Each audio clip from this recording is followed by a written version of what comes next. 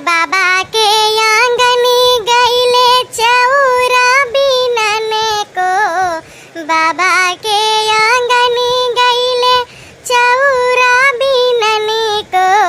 अरे मुसरी चावल मोरा खाई रे लालनवा, अरे मुसरी चावल मोरा खाई रे लालनवा, अरे मुसरी चावल मोरा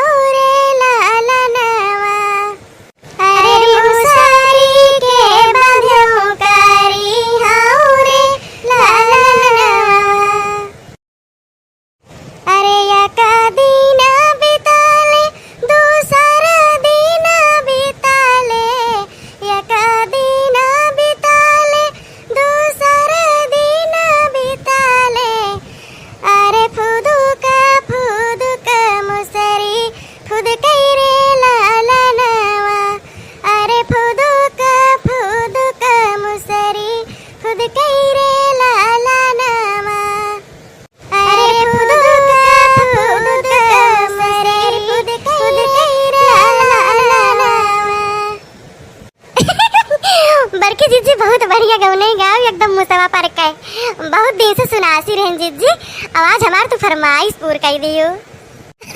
हाँ जीजी हाँ बहुत निक लाग जीजी बहुत है।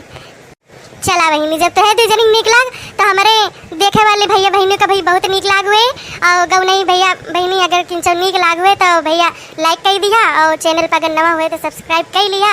देखा तोरे सबके ताई आवाज इतना सजी वजी है निक लागी थे कि नहीं जरा कमेंट में कह के बतावत जाया। झा बड़की जीजी ऐसे कहा थे बड़े जने काव करी है तब भतारा काटा नहीं के अब बड़े जने से कौन लेना देना। हाँ हमारे सलोनिक पापा का आज हम ना इतने बढ़िया सजी हैं वीडियो कॉल कर आज हम उनका दिखाओ कि देखो निक लागी थे कि नहीं। हाँ सभी आज अपने मन से का दिखावत जाओ। अरे जीजी मन से जाए भारवा हमारे देखे वाले बहुत जने हैं। हाँ नहीं तो अच्छा भैया बहनी जय राम जी की मिला अगले वीडियो में बहुत जल्दी। चलिए खाना वाना बना के धरे हैं चलिए खा लिए बहुत भूख लगी भाई। जय राम जी की।